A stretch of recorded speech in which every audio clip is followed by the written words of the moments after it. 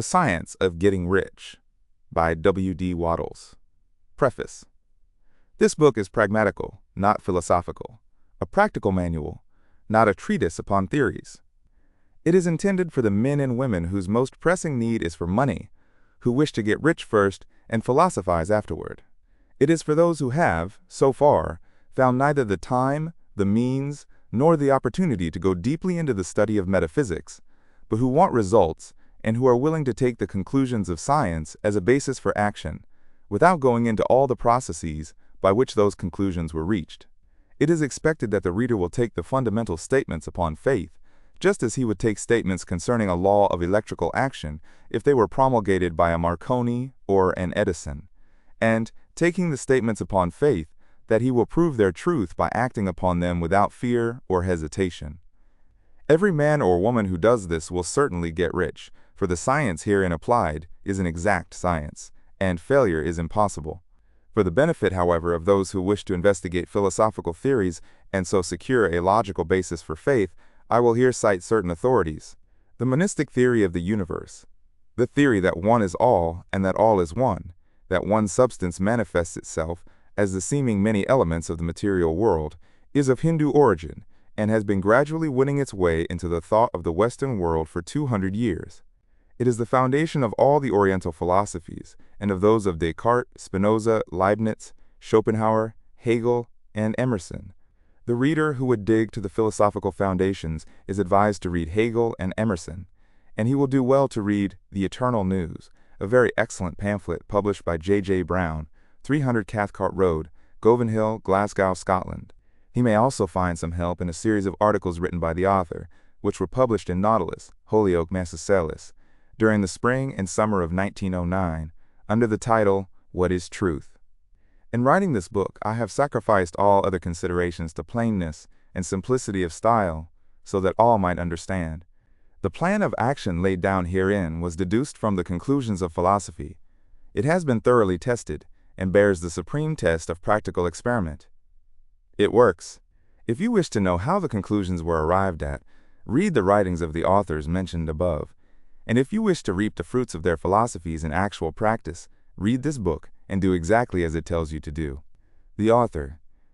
Chapter 1. The Right to be Rich. Whatever may be said in praise of poverty, the fact remains that it is not possible to live a really complete or successful life unless one is rich. No man can rise to his greatest possible height in talent or soul development unless he has plenty of money. For to unfold the soul and to develop talent, he must have many things to use, and he cannot have these things unless he has money to buy them with. Man develops in mind, soul, and body by making use of things, and society is so organized that man must have money in order to become the possessor of things. Therefore, the basis of all advancement for man must be the science of getting rich. The object of all life is development, and everything that lives has an inalienable right to all the development it is capable of attaining. Man's right to life means his right to have the free and unrestricted use of all the things which may be necessary to his fullest mental, spiritual, and physical unfoldment. Or, in other words, his right to be rich. In this book, I shall not speak of riches in a figurative way. To be really rich does not mean to be satisfied or contented with a little. No man ought to be satisfied with a little if he is capable of using and enjoying more. The purpose of nature is the advancement and unfoldment of life, and every man should have all that can contribute to the power, elegance, beauty, and richness of life. To be content with less is sinful. The man who owns all he wants for the living of all the life he is capable of living is rich, and no man who has not plenty of money can have all he wants. Life has advanced so far and become so complex that even the most ordinary man or woman requires a great amount of wealth in order to live in a manner that even approaches completeness. Every person naturally wants to become all that he is capable of becoming. This desire to realize innate possibilities is inherent in human nature. We cannot help wanting to be all that we can be. Success in life is becoming what you want to be. You can become what you want to be only by making use of things, and you can have the free use of things only as you become rich enough to buy them. To understand the science of getting rich is therefore the most essential of all knowledge. There is nothing wrong in wanting to get rich. The desire for riches is really the desire for a richer, fuller, and more abundant life. And that desire is praiseworthy. The man who does not desire to live more abundantly is abnormal, and so the man who does not desire to have money enough to buy all he wants is abnormal. There are three motives for which we live. We live for the body, we live for the mind, and we live for the soul. No one of these is better or holier than the other. All are alike desirable, and no one of the three, body, mind, or soul, can live fully if either of the others is cut short of full life and expression. It is not right or noble to live only for the soul and deny mind or body, and it is wrong to live for the intellect and deny body and soul. We are all acquainted with the loathsome consequences of living for the body and denying both mind and soul, and we see that real life means the complete expression of all that man can give forth through body, mind, and soul. Whatever he may say, no man can be really happy or satisfied unless his body is living fully in every function, and unless the same is true of his mind and his soul. Wherever there is unexpressed possibility, or function not performed, there is unsatisfied desire. Desire is possibility seeking expression, or function seeking performance. Man cannot live fully in body without good food, comfortable clothing, and warm shelter, and without freedom from excessive toil. Rest and recreation are also necessary to his physical life. He cannot live fully in mind without books and time to study them, without opportunity for travel and observation, or without intellectual companionship. To live fully in mind, he must have intellectual recreations and must surround himself with all the objects of art and beauty he is capable of using and appreciating. To live fully in soul, man must have love, and love is denied expression by poverty. Man's highest happiness is found in the bestowal of benefits on those he loves. Love finds its most natural and spontaneous expression in giving. The man who has nothing to give cannot fill his place as a husband or father, as a citizen, or as a man. It is in the use of material things that man finds full life for his body, develops his mind, and unfolds his soul. It is therefore of supreme importance to him that he should be rich. It is perfectly right that you should desire to be rich. If you are a normal man or woman, you cannot help doing so. It is perfectly right that you should give your best attention to the science of getting rich, for it is the noblest and most necessary of all studies. If you neglect this study, you are derelict in your duty to yourself, to God, and to humanity, for you can render God and humanity no greater service than to make the most of yourself. Chapter 2. There is a science of getting rich. There is a science of getting rich, and it is an exact science, like algebra or arithmetic. There are certain laws which govern the process of acquiring riches. Once these laws are learned and obeyed by any man, he will get rich with mathematical certainty. The ownership of money and property comes as a result of doing things in a certain way. Those who do things in this certain way, whether on purpose or accidentally, get rich, while those who do not do things in this certain way, no matter how hard they work or how able they are, remain poor. It is a natural law that like causes always produce like effects, and, therefore, any man or woman who learns to do things in this certain way will infallibly get rich. That the above statement is true is shown by the following facts. Getting rich is not a matter of environment, for, if it were, all the people in certain neighborhoods would become wealthy. The people of one city would all be rich, while those of other towns would all be poor, or the inhabitants of one state would roll in wealth, while those of an adjoining state would be in poverty. But everywhere we see rich and poor living side by side, in the same environment, and often engaged in the same vocations. When two men are in the same locality, and in the same business, and one gets rich while the other remains poor, it shows that getting rich is not, primarily, a matter of environment. Some environments may be more favorable than others, but when two men in the same business are in the same neighborhood, and one gets rich while the other fails, it indicates that getting rich is the result of doing things in a certain way. And further, the ability to do things in this certain way is not due solely to the possession of talent, for many people who have great talent remain poor, while others who have very little talent get rich. Studying the people who have got rich, we find that they are an average lot in all respects, having no greater talents and abilities than other men. It is evident that they do not get rich because they possess talents and abilities that other men have not, but because they happen to do things in a certain way. Getting rich is not the result of saving or thrift. Many very penurious people are poor, while free spenders often get rich.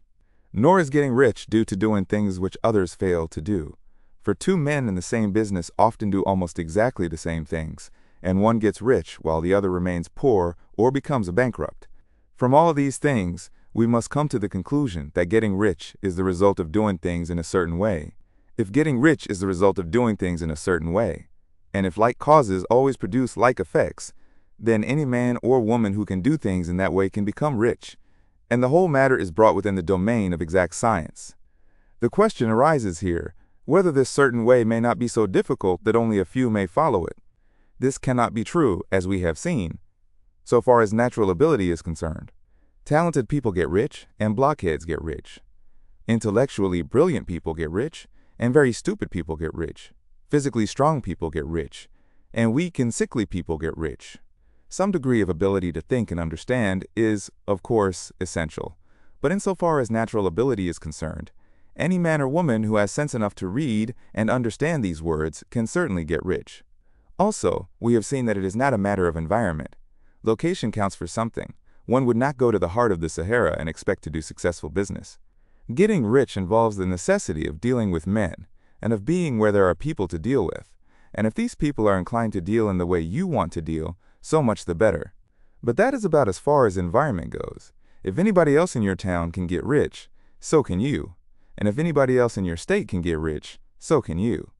Again, it is not a matter of choosing some particular business or profession. People get rich in every business and in every profession, while their next-door neighbors in the same vocation remain in poverty. It is true that you will do best in a business which you like, and which is congenial to you. And if you have certain talents which are well developed, you will do best in a business which calls for the exercise of those talents. Also, you will do best in a business which is suited to your locality. An ice cream parlor would do better in a warm climate than in Greenland, and a salmon fishery will succeed better in the Northwest than in Florida, where there are no salmon. But, aside from these general limitations, getting rich is not dependent upon your engaging in some particular business, but upon your learning to do things in a certain way. If you are now in business, and anybody else in your locality is getting rich in the same business while you are not getting rich, it is because you are not doing things in the same way that the other person is doing them. No one is prevented from getting rich by lack of capital. True, as you get capital, the increase becomes more easy and rapid. But one who has capital is already rich and does not need to consider how to become so. No matter how poor you may be, if you begin to do things in a certain way, you will begin to get rich, and you will begin to have capital. The getting of capital is a part of the process of getting rich, and it is a part of the result which invariably follows the doing of things in a certain way. You may be the poorest man on the continent and be deeply in debt. You may have neither friends, influence, nor resources, but if you begin to do things in this way, you must infallibly begin to get rich, for like causes must produce like effects. If you have no capital, you can get capital. If you are in the wrong business, you can get into the right business. If you are in the wrong location, you can go to the right location. And you can do so by beginning in your present business and in your present location to do things in a certain way which causes success. Chapter 3. Is opportunity monopolized? No man is kept poor because opportunity has been taken away from him, because other people have monopolized the wealth and have put a fence around it. You may be shut off from engaging in business in certain lines, but there are other channels open to you. Probably it would be hard for you to get control of any of the great railroad systems. That field is pretty well monopolized. But the electric railway business is still in its infancy and offers plenty of scope for enterprise, and it will be but a very few years until traffic and transportation through the air will become a great industry, and in all its branches will give employment to hundreds of thousands and perhaps to millions of people. Why not turn your attention to the development of aerial transportation, instead of competing with J.J. Hill and others for a chance in the steam railway world? It is quite true that if you are a workman in the employ of the Steel Trust, you have very little chance of becoming the owner of the plant in which you work. But it is also true that if you will commence to act in a certain way, you can soon leave the employ of the Steel Trust. You can buy a farm of from 10 to 40 acres and engage in business as a producer of foodstuffs. There is great opportunity at this time for men who will live upon small tracts of land and cultivate the same intensively. Such men will certainly get rich. You may say that it is impossible for you to get the land, but I am going to prove to you that it is not impossible, and that you can certainly get a farm if you will go to work in a certain way. At different periods, the tide of opportunity sets in different directions, according to the needs of the whole and the particular stage of social evolution which has been reached. At present, in America, it is setting toward agriculture and the allied industries and professions. Today, opportunity is open before the farmer in his line, more than before the factory worker in his line. It is open before the businessman who supplies the farmer more than before the one who supplies the factory worker, and before the professional man who waits upon the farmer more than before the one who serves the working class. There is abundance of opportunity for the man who will go with the tide, instead of trying to swim against it. So the factory workers, either as individuals or as a class, are not deprived of opportunity. The workers are not being kept down by their masters. They are not being ground by the trusts and combinations of capital. As a class, they are where they are, because they do not do things in a certain way. If the workers of America chose to do so, they could follow the example of their brothers in Belgium and other countries, and establish great department stores and cooperative industries. They could elect men of their own class to office and pass laws favoring the development of such cooperative industries, and in a few years they could take peaceable possession of the industrial field. The working class may become the master class whenever they will begin to do things in a certain way. The law of wealth is the same for them as it is for all others. This they must learn, and they will remain where they are as long as they continue to do as they do. The individual worker, however, is not held down by the ignorance or the mental slothfulness of his class. He can follow the tide of opportunity to riches, and this book will tell him how. No one is kept in poverty by a shortness in the supply of riches. There is more than enough for all. A palace as large as the Capitol at Washington might be built for every family on earth, from the building material in the United States alone. And under intensive cultivation, this country would produce wool, cotton, linen, and silk enough to clothe each person in the world finer than Solomon was arrayed in all his glory, together with food enough to feed them all luxuriously.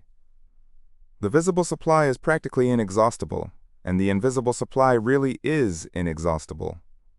Everything you see on earth is made from one original substance, out of which all things proceed. New forms are constantly being made, and older ones are dissolving, but all are shapes assumed by one thing. There is no limit to the supply of formless stuff or original substance. The universe is made out of it, but it was not all used in making the universe. The spaces in, through, and between the forms of the visible universe are permeated and filled with the original substance, with the formless stuff, with the raw material of all things. 10,000 times as much as has been made might still be made, and even then we should not have exhausted the supply of universal raw material. No man, therefore, is poor because nature is poor, or because there is not enough to go around. Nature is an inexhaustible storehouse of riches. The supply will never run short. Original substance is alive with creative energy, and is constantly producing more forms. When the supply of building material is exhausted, more will be produced. When the soil is exhausted so that foodstuffs and materials for clothing will no longer grow upon it, it will be renewed or more soil will be made. When all the gold and silver has been dug from the earth, if man is still in such a stage of social development that he needs gold and silver, more will be produced from the formless. The formless stuff responds to the needs of man. It will not let him be without any good thing. This is true of man collectively. The race as a whole is always abundantly rich. And if individuals are poor, it is because they do not follow the certain way of doing things which makes the individual man rich. The formless stuff is intelligent. It is stuff which thinks. It is alive and is always impelled toward more life. It is the natural and inherent impulse of life to seek to live more. It is the nature of intelligence to enlarge itself, and of consciousness to seek to extend its boundaries and find fuller expression. The universe of forms has been made by formless living substance, throwing itself into form in order to express itself more fully. The universe is a great living presence, always moving inherently toward more life and fuller functioning. Nature is formed for the advancement of life. Its impelling motive is the increase of life. For this cause, everything which can possibly minister to life is bountifully provided. There can be no lack unless God is to contradict himself and nullify his own works. You are not kept poor by lack in the supply of riches. It is a fact which I shall demonstrate a little further on, that even the resources of the formless supply are at the command of the man or woman who will act and think in a certain way. Chapter 1:5. The first principle in the science of getting rich. Thought is the only power which can produce tangible riches from the formless substance. The stuff from which all things are made is a substance which thinks, and a thought of form in this substance produces the form. Original substance moves according to its thoughts. Every form and process you see in nature is the visible expression of a thought in original substance. As the formless stuff thinks of a form, it takes that form. As it thinks of a motion, it makes that motion. That is the way all things were created. We live in a thought world, which is part of a thought universe. The thought of a moving universe extended throughout formless substance, and the thinking stuff moving according to that thought, took the form of systems of planets and maintains that form. Thinking substance takes the form of its thought and moves according to the thought.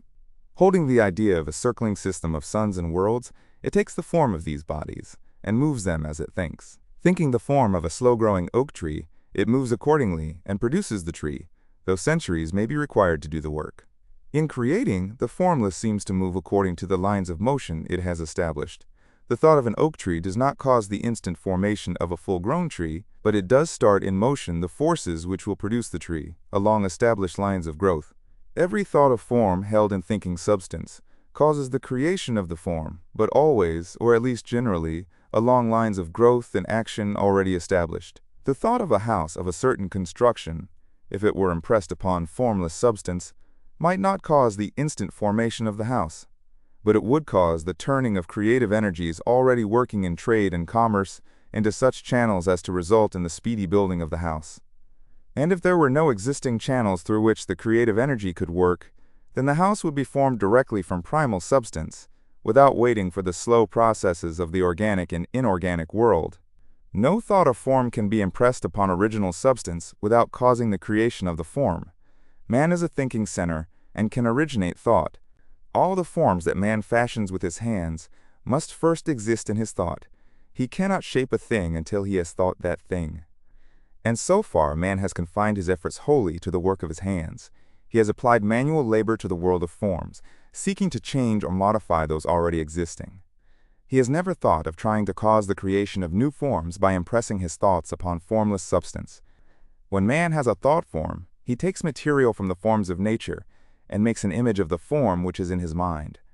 He has, so far, made little or no effort to cooperate with formless intelligence, to work with the Father. He has not dreamed that he can do what he seeth the Father doing. Man reshapes and modifies existing forms by manual labor. He has given no attention to the question whether he may not produce things from formless substance by communicating his thoughts to it. We propose to prove that he may do so, to prove that any man or woman may do so, and to show how. As our first step, we must lay down 3 fundamental propositions. First, we assert that there is one original formless stuff, or substance, from which all things are made. All the seemingly many elements are but different presentations of one element. All the many forms found in organic and inorganic nature are but different shapes, made from the same stuff. And this stuff is thinking stuff. A thought held in it produces the form of the thought. Thought in thinking substance produces shapes. Man is a thinking center, capable of original thought. If man can communicate his thought to original thinking substance, he can cause the creation or formation of the thing he thinks about. To summarize this, there is a thinking stuff from which all things are made, and which, in its original state, permeates, penetrates, and fills the interspaces of the universe. A thought, in his substance, produces the thing that is imaged by the thought. Man can form things in his thought, and, by impressing his thought upon formless substance, can cause the thing he thinks about to be created. It may be asked if I can prove these statements, and without going into details, I answer that I can do so, both by logic and experience. Reasoning back from the phenomena of form and thought, I come to one original thinking substance, and reasoning forward from this thinking substance, I come to man's power to cause the formation of the thing he thinks about. And by experiment, I find the reasoning true, and this is my strongest proof.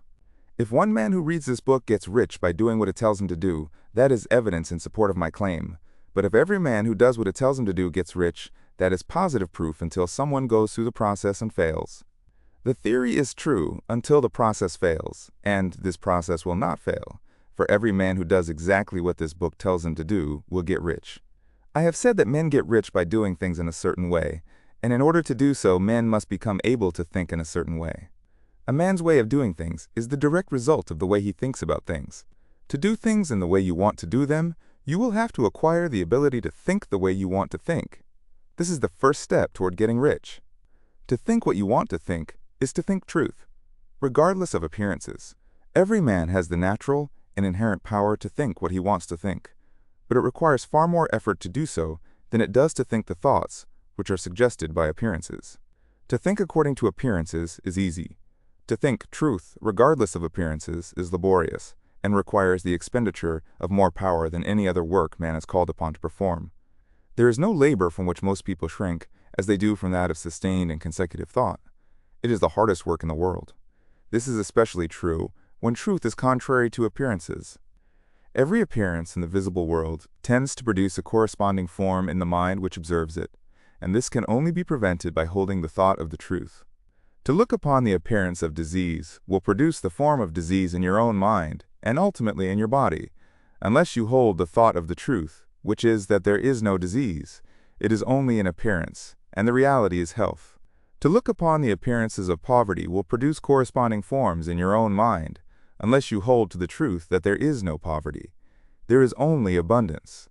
To think health when surrounded by the appearances of disease, or to think riches when in the midst of appearances of poverty requires power. But he who acquires this power becomes a master mind. He can conquer fate. He can have what he wants. This power can only be acquired by getting hold of the basic fact which is behind all appearances, and that fact is that there is one thinking substance, from which and by which all things are made. Then we must grasp the truth that every thought held in this substance becomes a form, and that man can so impress his thoughts upon it as to cause them to take form and become visible things. When we realize this, we lose all doubt and fear, for we know that we can create what we want to create, we can get what we want to have, and can become what we want to be. As a first step toward getting rich, you must believe the three fundamental statements given previously in this chapter, and in order to emphasize them, I repeat them here. There is a thinking stuff from which all things are made, and which, in its original state, permeates, penetrates, and fills the inner spaces of the universe. A thought, in this substance, produces the thing that is imaged by the thought. Man can form things in his thought, and, by impressing his thought upon formless substance, can cause the thing he thinks about to be created. You must lay aside all other concepts of the universe than this monistic one, and you must dwell upon this until it is fixed in your mind and has become your habitual thought. Read these creed statements over and over again. Fix every word upon your memory and meditate upon them until you firmly believe what they say. If a doubt comes to you, cast it aside as a sin. Do not listen to arguments against this idea. Do not go to churches or lectures where a contrary concept of things is taught or preached.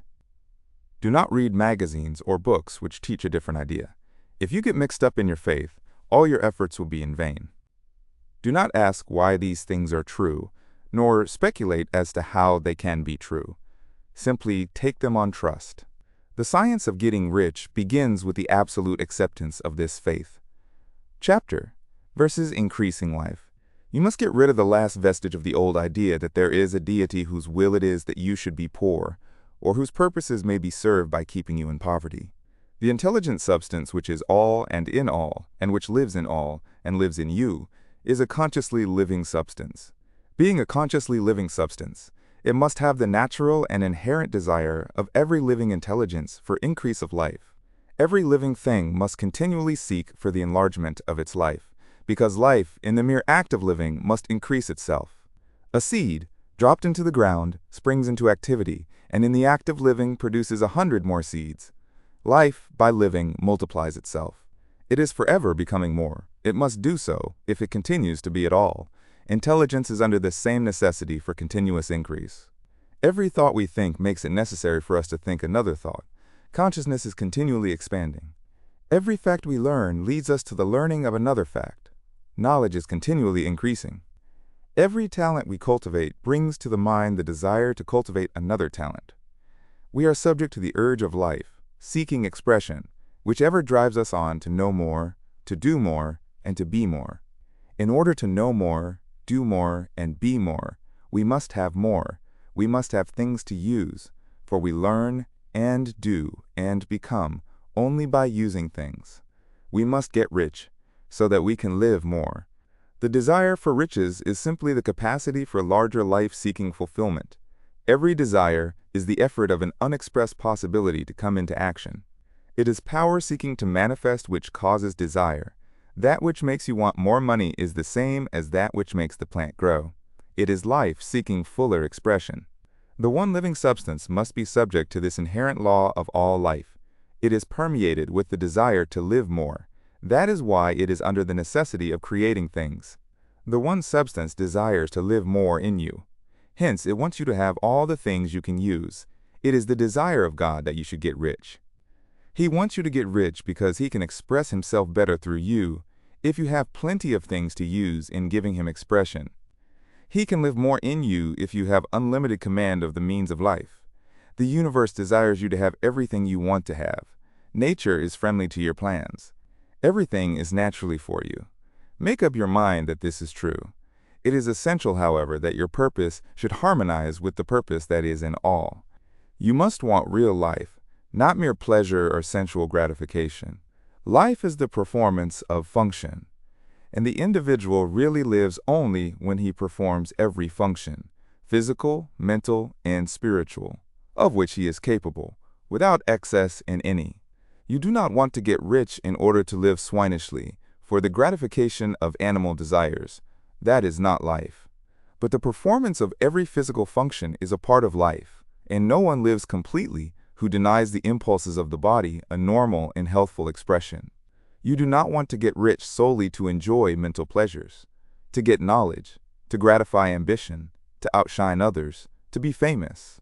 All these are a legitimate part of life, but the man who lives for the pleasures of the intellect alone will only have a partial life, and he will never be satisfied with his lot. You do not want to get rich solely for the good of others, to lose yourself for the salvation of mankind, to experience the joys of philanthropy and sacrifice.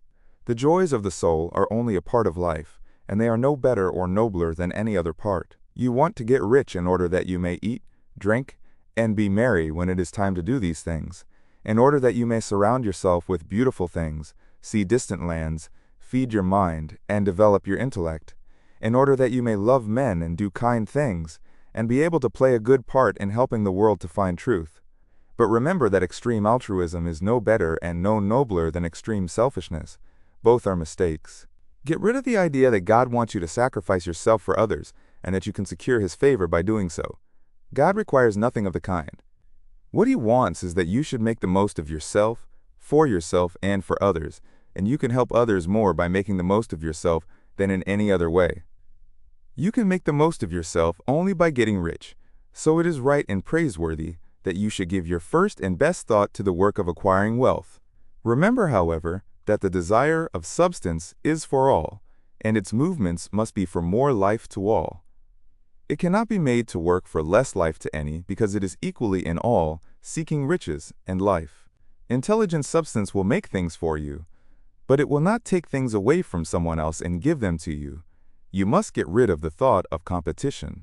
You are to create, not to compete for what is already created. You do not have to take anything away from anyone. You do not have to drive sharp bargains. You do not have to cheat or to take advantage. You do not need to let any man work for you for less than he earns. You do not have to covet the property of others or to look at it with wishful eyes. No man has anything of which you cannot have the like, and that without taking what he has away from him. You are to become a creator, not a competitor. You are going to get what you want, but in such a way that when you get it, every other man will have more than he has now. I am aware that there are men who get a vast amount of money by proceeding in direct opposition to the statements in the paragraph above, and may add a word of explanation here. Men of the plutocratic type, who become very rich, do so sometimes purely by their extraordinary ability on the plane of competition, and sometimes they unconsciously relate themselves to substance in its great purposes and movements for the general racial upbuilding through industrial evolution. Rockefeller, Carnegie, Morgan et al. Have been the unconscious agents of the supreme in the necessary work of systematizing and organizing productive industry. And in the end, their work will contribute immensely toward increased life for all. Their day is nearly over. They have organized production and will soon be succeeded by the agents of the multitude, who will organize the machinery of distribution. The multimillionaires are like the monster reptiles of the prehistoric eras. They play a necessary part in the evolutionary process, but the same power which produced them will dispose of them. And it is well to bear in mind that they have never been really rich. A record of the private lives of most of this class will show that they have really been the most abject and wretched of the poor. Riches secured on the competitive plane are never satisfactory and permanent. They are yours today and another's tomorrow. Remember, if you are to become rich in a scientific and certain way, you must rise entirely out of the competitive thought. You must never think for a moment that the supply is limited. Just as soon as you begin to think that all the money is being cornered and controlled by bankers and others, and that you must exert yourself to get laws passed to stop this process, and so on, in that moment you drop into the competitive mind, and your power to cause creation is gone for the time being, and what is worse, you will probably arrest the creative movements you have already instituted. Know that there are countless millions of dollars worth of gold in the mountains of the earth, not yet brought to light, and know that if there were not, more would be created from thinking substance to supply your needs. Know that the money you need will come, even if it is necessary for 1,000 men to be led to the discovery of new gold mines tomorrow. Never look at the visible supply. Look always at the limitless riches and formless substance, and know that they are coming to you as fast as you can receive and use them. Nobody, by cornering the visible supply, can prevent you from getting what is yours. So never allow yourself to think for an instant that all the best building spots will be taken before you get ready to build your house, unless you hurry. Never worry about the trusts and combines, and get anxious for fear they will soon come to own the whole earth. Never get afraid that you will lose what you want, because some other person beats you to it. That cannot possibly happen. You are not seeking anything that is possessed by anybody else. You are causing what you want to be created from formless substance, and the supply is without limits. Stick to the formulated statement. There is a thinking stuff from which all things are made, and which, in its original state, permeates, penetrates, and fills the inner spaces of the universe. A thought, in this substance, produces the thing that is imaged by the thought. Man can form things in his thought, and by impressing his thought upon formless substance, can cause the thing he thinks about to be created. Chapter 6. How riches come to you. When I say that you do not have to drive sharp bargains, I do not mean that you do not have to drive any bargains at all, or that you are above the necessity for having any dealings with your fellow men. I mean that you will not need to deal with them unfairly. You do not have to get something for nothing, but can give to every man more than you take from him. You cannot give every man more in cash market value than you take from him, but you can give him more in use value than the cash value of the thing you take from him. The paper, ink, and other material in this book may not be worth the money you paid for it, but if the ideas suggested by it bring you thousands of dollars, you have not been wronged by those who sold it to you. They have given you a great use value for a small cash value. Let us suppose that I own a picture by one of the great artists, which, in any civilized community, is worth thousands of dollars. I take it to Baffin Bay, and by salesmanship, induce an Eskimo to give a bundle of furs worth $500 for it. I have really wronged him, for he has no use for the picture. It has no use value to him. It will not add to his life. But suppose I give him a gun worth $50 for his furs. Then he has made a good bargain. He has use for the gun. It will get him many more furs and much food. It will add to his life in every way. It will make him rich. When you rise from the competitive to the creative plane, you can scan your business transactions very strictly, and if you are selling any man anything which does not add more to his life than the thing he gives you in exchange, you can afford to stop it. You do not have to beat anybody in business, and if you are in a business which does beat people, get out of it at once. Give every man more in use value than you take from him in cash value. Then you are adding to the life of the world by every business transaction. If you have people working for you, you must take from them more in cash value than you pay them in wages. But you can so organize your business that it will be filled with the principle of advancement, and so that each employee who wishes to do so may advance a little every day. You can make your business do for your employees what this book is doing for you. You can so conduct your business that it will be a sort of ladder by which every employee who will take the trouble may climb to riches himself, and given the opportunity, if he will not do so, it is not your fault. And finally, because you are to cause the creation of your riches from formless substance, which permeates all your environment, it does not follow that they are to take shape from the atmosphere and come into being before your eyes. If you want a sewing machine, for instance, I do not mean to tell you that you are to impress the thought of a sewing machine on thinking substance until the machine is formed without hands, in the room where you sit, or elsewhere. But if you want a sewing machine, hold a mental image of it with the most positive certainty that it is being made, or is on its way to you. After once forming the thought, have the most absolute and unquestioning faith that the sewing machine is coming. Never think of it or speak of it in any other way than as being sure to arrive.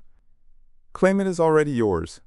It will be brought to you by the power of the Supreme Intelligence, acting upon the minds of men. If you live in Maine, it may be that a man will be brought from Texas or Japan to engage in some transaction which will result in your getting what you want. If so, the whole matter will be as much to that man's advantage as it is to yours. Do not forget for a moment that the thinking substance is through all, in all, communicating with all, and can influence all. The desire of thinking substance for fuller life and better living has caused the creation of all the sewing machines already made, and it can cause the creation of millions more, and will, whenever men set it in motion by desire and faith, and by acting in a certain way. You can certainly have a sewing machine in your house, and it is just as certain that you can have any other thing or things which you want, and which you will use for the advancement of your own life and the lives of others. You need not hesitate about asking largely. It is your Father's pleasure to give you the kingdom, said Jesus. Original substance wants to live all that is possible in you, and wants you to have all that you can or will use for the living of the most abundant life. If you fix upon your consciousness the fact that the desire you feel for the possession of riches is one with the desire of omnipotence for more complete expression, your faith becomes invincible. Once I saw a little boy sitting at a piano and vainly trying to bring harmony out of the keys, and I saw that he was grieved and provoked by his inability to play real music. I asked him the cause of his vexation, and he answered, "I can feel the music in me, but I can't make my hands go right." The music in him was the urge of original substance, containing all the possibilities of all life. All that there is of music was seeking expression through the child. God, the one substance, is trying to live and do and enjoy things through humanity. He is saying, I want hands to build wonderful structures, to play divine harmonies, to paint glorious pictures. I want feet to run my errands, eyes to see my beauties, tongues to tell mighty truths and to sing marvelous songs, and so on. All that there is of possibility is seeking expression through men. God wants those who can play music to have pianos and every other instrument, and to have the means to cultivate their talents to the fullest extent. He wants those who can appreciate beauty to be able to surround themselves with beautiful things. He wants those who can discern truth to have every opportunity to travel and observe. He wants those who can appreciate dress to be beautifully clothed, and those who can appreciate good food to be luxuriously fed. He wants all these things because it is Himself that enjoys and appreciates them. It is God who wants to play and sing, and enjoy beauty and proclaim truth, and wear fine clothes, and eat good foods. It is God that worketh in you to will and to do, said Paul. The desire you feel for riches is the infinite, seeking to express Himself in you as He sought to find expression in the little boy at the piano. So you need not hesitate to ask largely. Your part is to focalize and express the desires of God. This is a difficult point with most people. They retain something of the old idea that poverty and self-sacrifice are pleasing to God. They look upon poverty as a part of the plan, a necessity of nature. They have the idea that God has finished His work and made all that He can make, and that the majority of men must stay poor because there is not enough to go around. They hold to so much of this erroneous thought that they feel ashamed to ask for wealth. They try not to want more than a very modest competence, just enough to make them fairly comfortable. I recall now the case of one student who was told that he must get in mind a clear picture of the things he desired, so that the creative thought of them might be impressed on formless substance. He was a very poor man, living in a rented house, and having only what he earned from day to day, and he could not grasp the fact that all wealth was his. So after thinking the matter over, he decided that he might reasonably ask for a new rug for the floor of his best room, and an anthracite coal stove to heat the house during the cold weather, Following the instructions given in this book, he obtained these things in a few months, and then it dawned upon him that he had not asked enough. He went through the house in which he lived, and planned all the improvements he would like to make in it. He mentally added a bay window here and a room there until it was complete in his mind as his ideal home, and then he planned its furnishings. Holding the whole picture in his mind, he began living in a certain way and moving toward what he wanted, and he owns the house now and is rebuilding it after the form of his mental image. And now, with still larger faith, he is going on to get greater things. It has been unto him according to his faith, and it is so with you and with all of us. Chapter 7. Gratitude. The illustrations given in the last chapter will have conveyed to the reader the fact that the first step toward getting rich is to convey the idea of your wants to the formless substance. This is true, and you will see that in order to do so, it becomes necessary to relate yourself to the formless intelligence in a harmonious way. To secure this harmonious relation is a matter of such primary and vital importance that I shall give some space to its discussion here, and give you instructions which, if you will follow them, will be certain to bring you into perfect unity of mind with God. The whole process of mental adjustment and atonement can be summed up in one word: gratitude. First, you believe that there is one intelligent substance from which all things proceed. Second, you believe that this substance gives you everything you desire. And third, you relate yourself to it by a feeling of deep and profound gratitude. Many people who order their lives rightly in all other ways are kept in poverty by their lack of gratitude. Having received one gift from God, they cut the wires which connect them with Him by failing to make acknowledgement. It is easy to understand that the nearer we live to the source of wealth, the more wealth we shall receive. And it is easy also to understand that the soul that is always grateful lives in closer touch with God than the one which never looks to Him in thankful acknowledgement. The more gratefully we fix our minds on the Supreme when good things come to us, the more good things we will receive, and the more rapidly they will come. And the reason simply is that the mental attitude of gratitude draws the mind into closer touch with the source from which the blessings come. If it is a new thought to you that gratitude brings your whole mind into closer harmony with the creative energies of the universe, consider it well, and you will see that it is true. The good things you already have come to you along the line of obedience to certain laws. Gratitude will lead your mind out along the ways by which things come, and it will keep you in close harmony with creative thought and prevent you from falling into competitive thought. Gratitude alone can keep you looking toward the all, and prevent you from falling into the error of thinking of the supply as limited, and to do that would be fatal to your hopes. There is a law of gratitude, and it is absolutely necessary that you should observe the law if you are to get the results you seek. The law of gratitude is the natural principle that action and reaction are always equal and in opposite directions.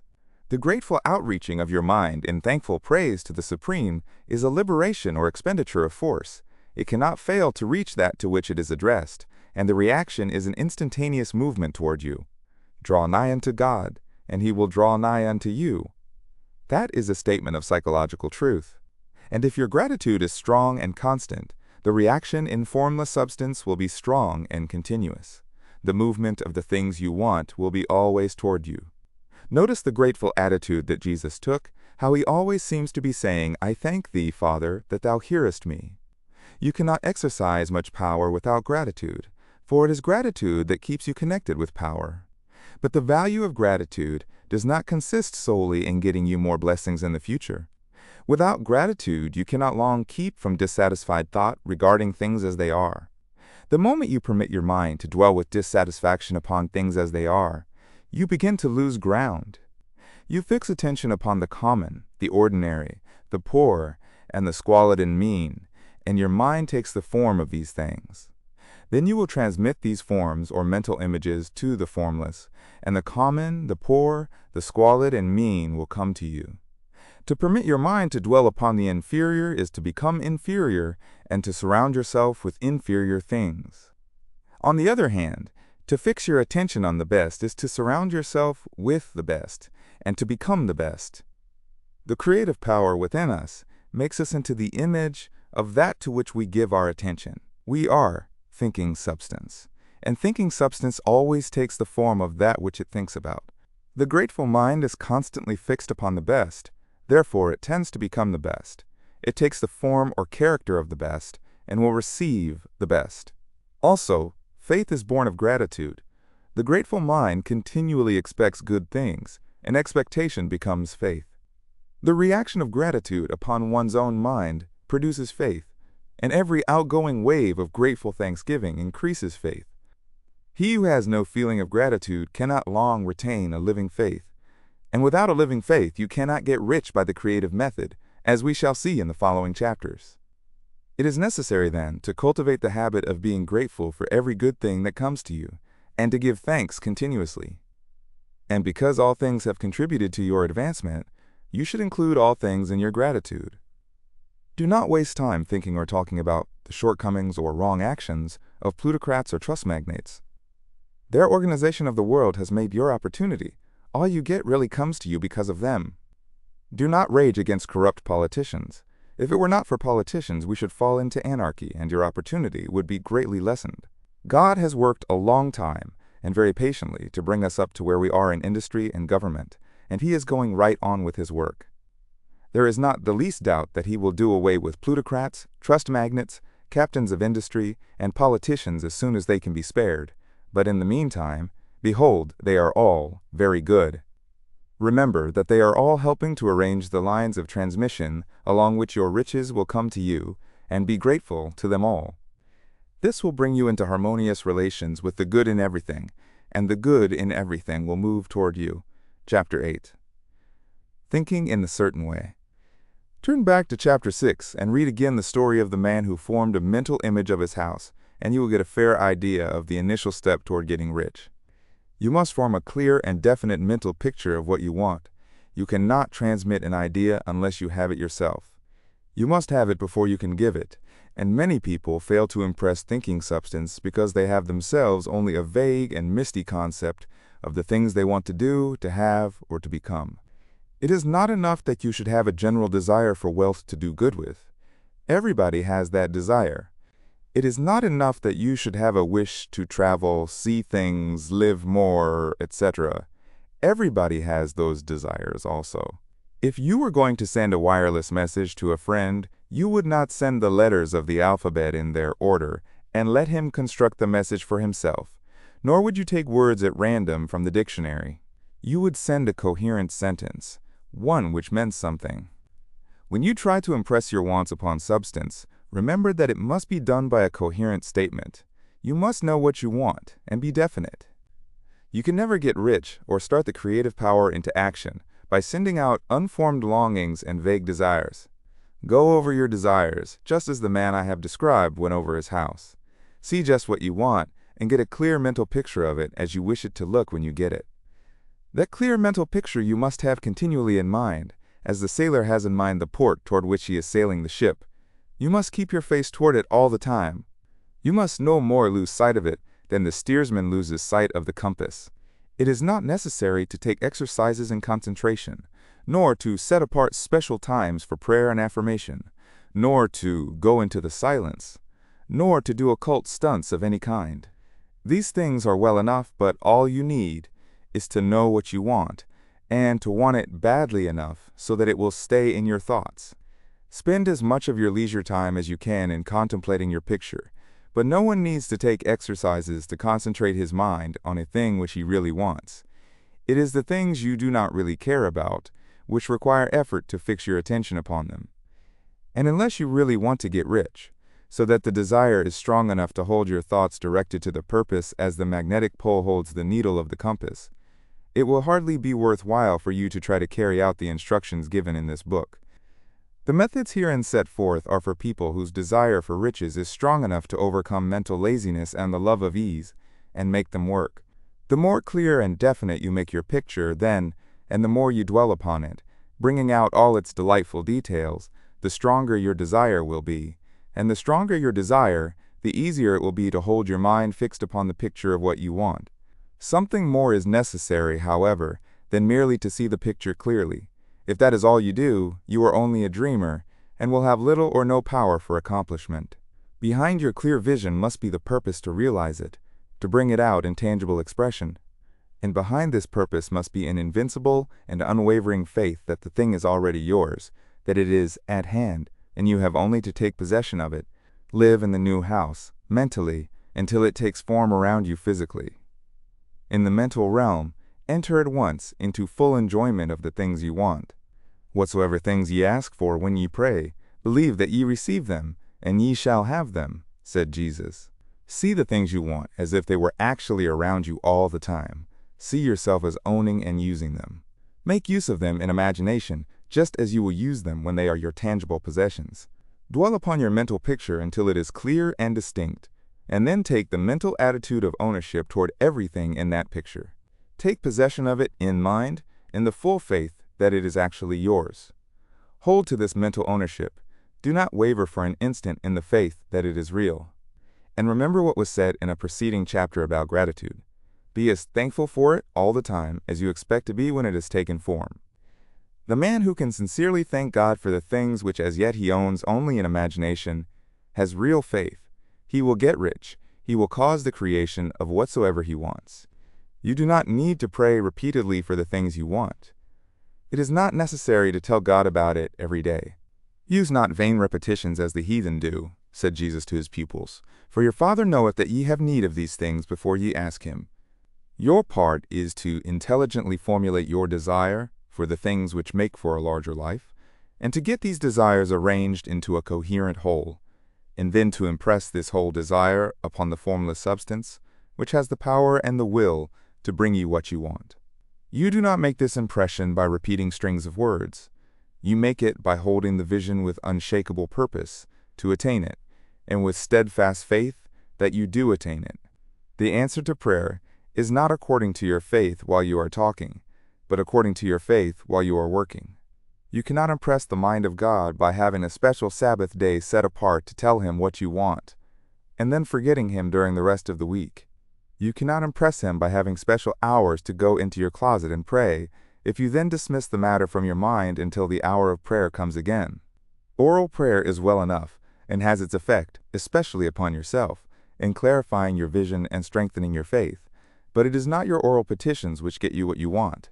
In order to get rich, you do not need a sweet hour of prayer. You need to pray without ceasing.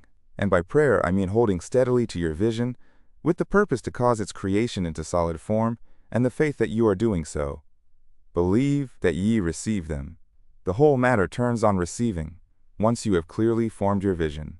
When you have formed it, it is well to make an oral statement, addressing the Supreme in reverent prayer, and from that moment you must, in mind, receive what you ask for.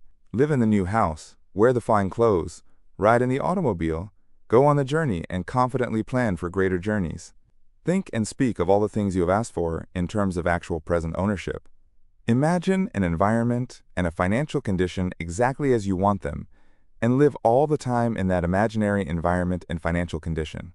Mind, however, that you do not do this as a mere dreamer and castle builder.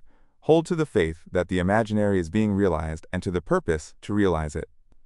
Remember that it is faith and purpose in the use of the imagination which make the difference between the scientist and the dreamer. And having learned this fact, it is here that you must learn the proper use of the will. Chapter 9. How to use the will. To set about getting rich in a scientific way, you do not try to apply your willpower to anything outside of yourself. You have no right to do so anyway. It is wrong to apply your will to other men and women in order to get them to do what you wish done. It is as flagrantly wrong to coerce people by mental power as it is to coerce them by physical power.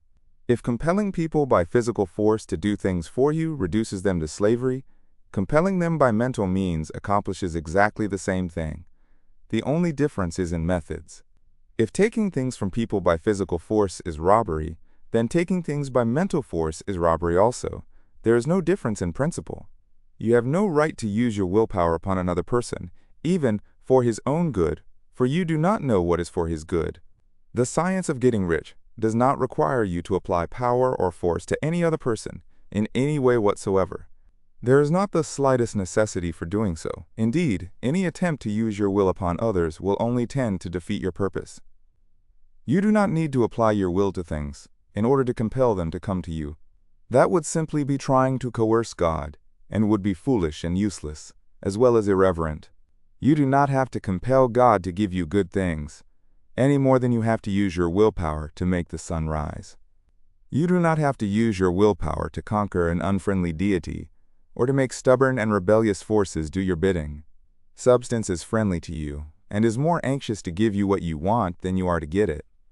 To get rich, you need only to use your willpower upon yourself. When you know what to think and do, then you must use your will to compel yourself to think and do the right things. That is the legitimate use of the will in getting what you want, to use it in holding yourself to the right course. Use your will to keep yourself thinking and acting in a certain way. Do not try to project your will or your thoughts or your mind out into space to act on things or people. Keep your mind at home. It can accomplish more there than elsewhere.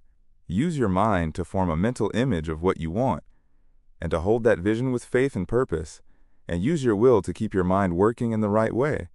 The more steady and continuous your faith and purpose, the more rapidly you will get rich, because you will make only positive impressions upon substance, and you will not neutralize or offset them by negative impressions. The picture of your desires, held with faith and purpose, is taken up by the formless, and permeates it to great distances throughout the universe, for all I know. As this impression spreads, all things are set moving toward its realization. Every living thing, every inanimate thing, and the things yet uncreated are stirred toward bringing into being that which you want. All force begins to be exerted in that direction. All things begin to move toward you. The minds of people, everywhere, are influenced toward doing the things necessary to the fulfilling of your desires, and they work for you unconsciously. But you can check all this by starting a negative impression in the formless substance. Doubt or unbelief is as certain to start a movement away from you as faith and purpose are to start one toward you. It is by not understanding this that most people who try to make use of mental science in getting rich make their failure. Every hour and moment you spend in giving heed to doubts and fears, every hour you spend in worry, every hour in which your soul is possessed by unbelief, sets a current away from you in the whole domain of intelligent substance. All the promises are unto them that believe, and unto them only. Notice how insistent Jesus was upon this point of belief, and now you know the reason why. Since belief is all important, it behooves you to guard your thoughts, and as your beliefs will be shaped to a very great extent by the things you observe and think about, it is important that you should command your attention. And here the will comes into use, for it is by your will that you determine upon what things your attention shall be fixed. If you want to become rich, you must not make a study of poverty. Things are not brought into being by thinking about their opposites. Health is never to be attained by studying disease and thinking about disease. Righteousness is not to be promoted by studying sin and thinking about sin. And no one ever got rich by studying poverty and thinking about poverty. Medicine as a science of disease has increased disease. Religion as a science of sin has promoted sin. And economics as a study of poverty will fill the world with wretchedness and want. Do not talk about poverty, do not investigate it, or concern yourself with it. Never mind what its causes are. You have nothing to do with them. What concerns you is the cure. Do not spend your time in charitable work or charity movements. All charity only tends to perpetuate the wretchedness it aims to eradicate. I do not say that you should be hard-hearted or unkind and refuse to hear the cry of need. But you must not try to eradicate poverty in any of the conventional ways. Put poverty behind you and put all that pertains to it behind you, and make good. Get rich. That is the best way you can help the poor.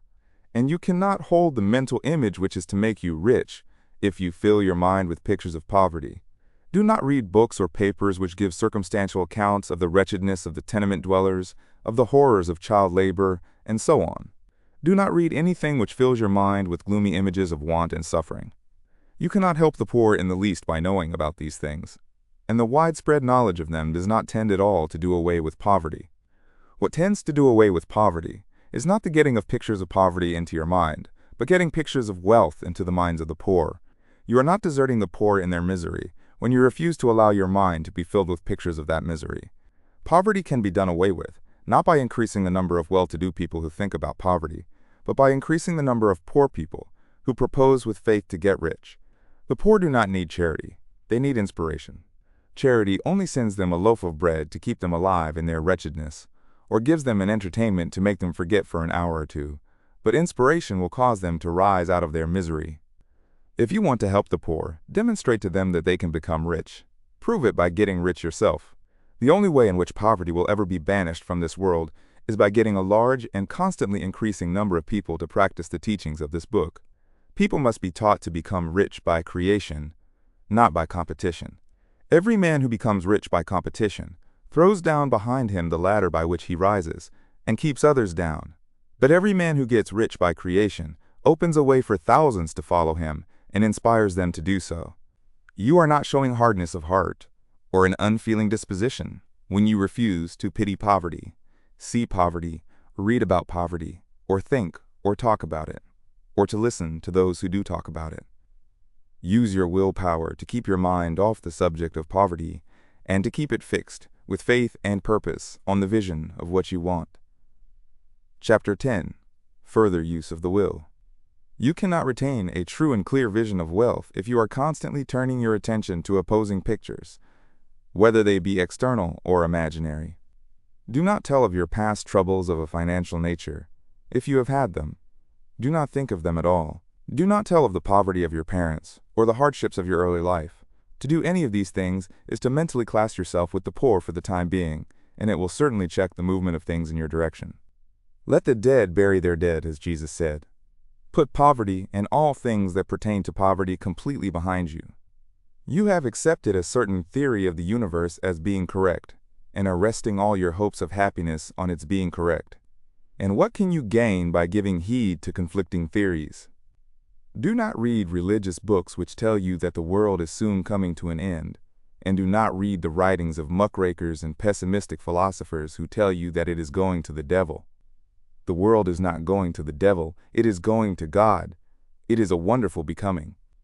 True, there may be a good many things in existing conditions which are disagreeable, but what is the use of studying them when they are certainly passing away, and when the study of them only tends to check their passing and keep them with us? Why give time and attention to things which are being removed by evolutionary growth, when you can hasten their removal only by promoting the evolutionary growth as far as your part of it goes?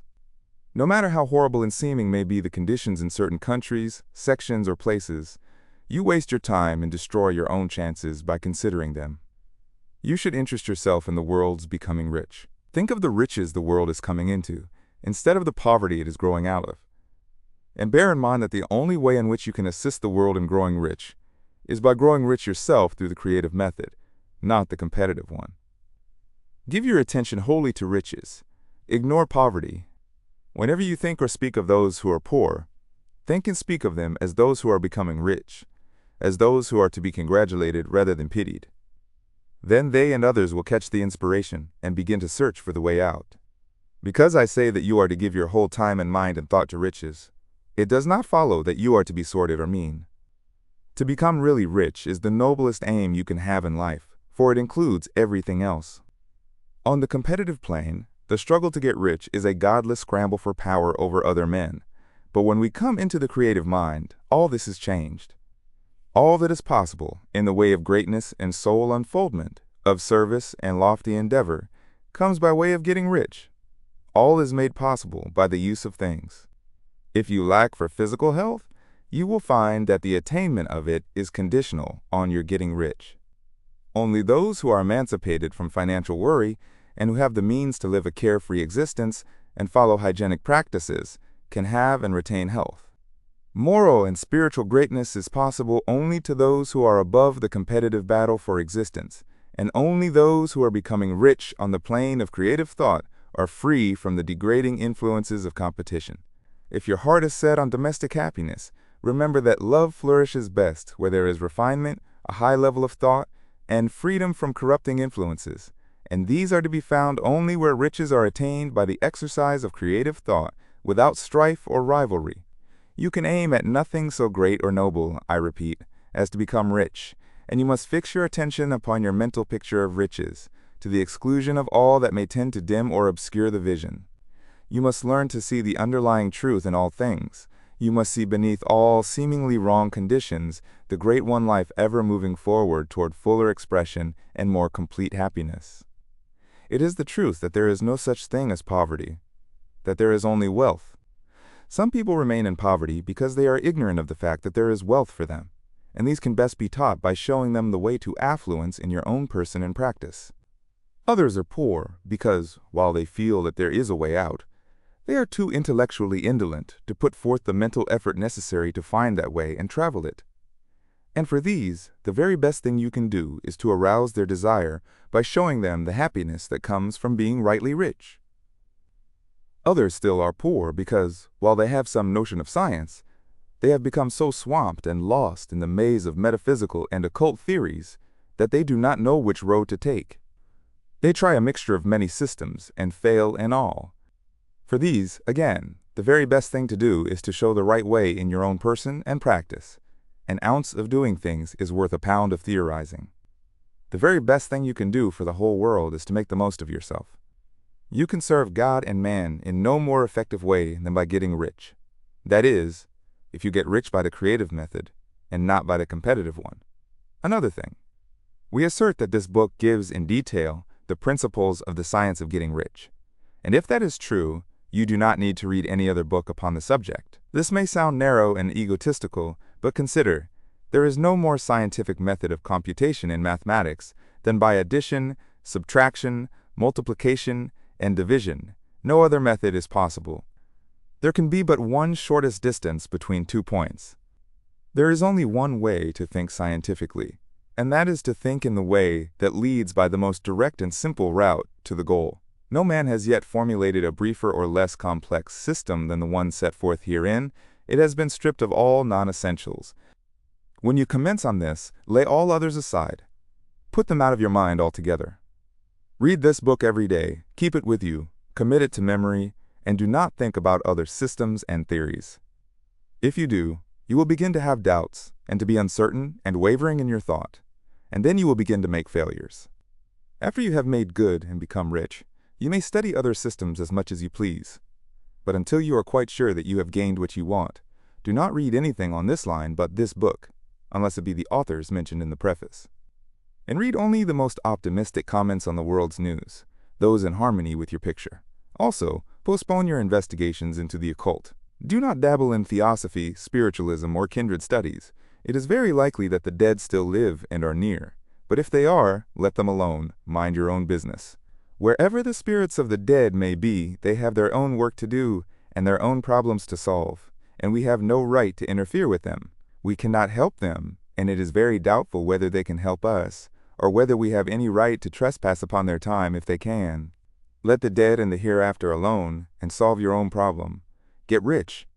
If you begin to mix with the occult, you will start mental cross-currents which will surely bring your hopes to shipwreck. Now this and the preceding chapters have brought us to the following statement of basic facts.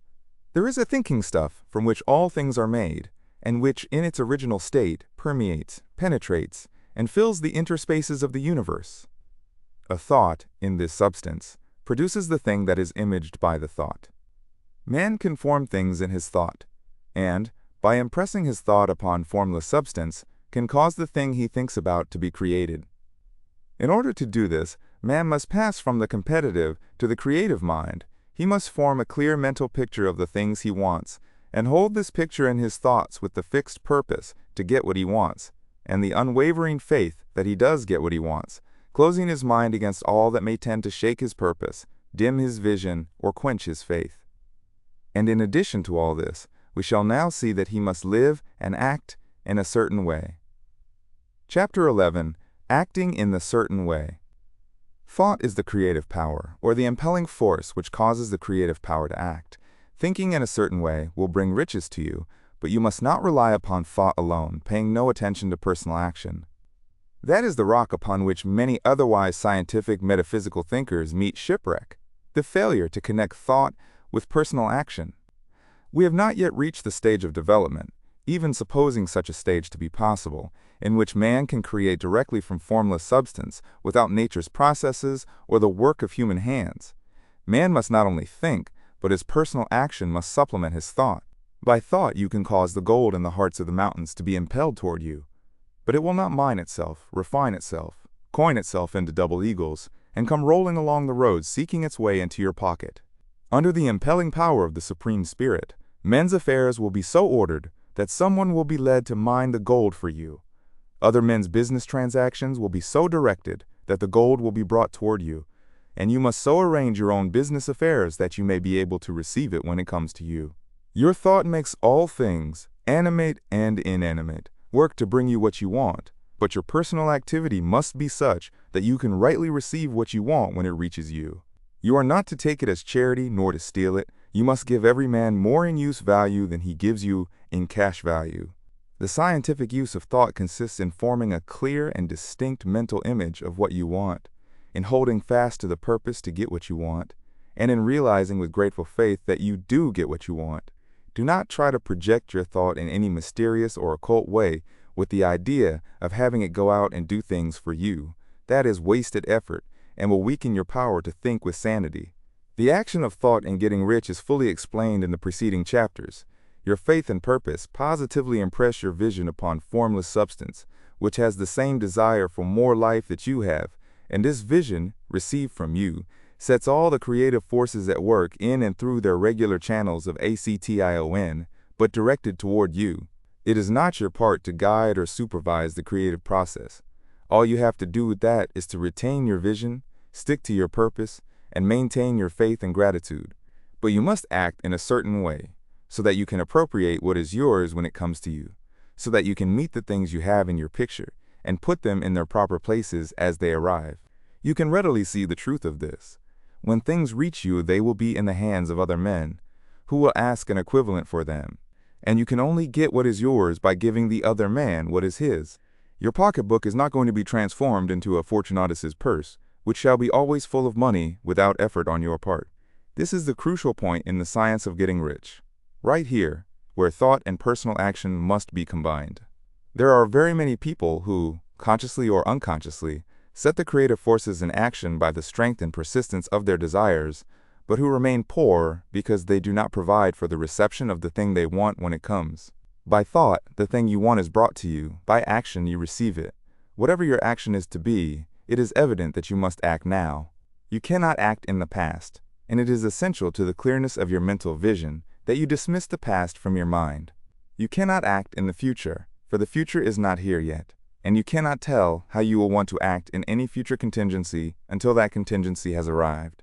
Because you are not in the right business or the right environment now, do not think that you must postpone action until you get into the right business or environment. And do not spend time in the present taking thought as to the best course in possible future emergencies. Have faith in your ability to meet any emergency when it arrives. If you act in the present with your mind on the future, your present action will be with a divided mind, and will not be effective. Put your whole mind into present action. Do not give your creative impulse to original substance, and then sit down and wait for results. If you do, you will never get them. Act now. There is never any time but now, and there never will be any time but now. If you are ever to begin to make ready for the reception of what you want, you must begin now, and your action, whatever it is, must most likely be in your present business or employment, and must be upon the persons and things in your present environment. You cannot act where you are not, you cannot act where you have been, and you cannot act where you are going to be. You can act only where you are. Do not bother as to whether yesterday's work was well done or ill done. Do today's work well. Do not try to do tomorrow's work now. There will be plenty of time to do that when you get to it. Do not try, by occult or mystical means, to act on people or things that are out of your reach. Do not wait for a change of environment before you act. Get a change of environment by action.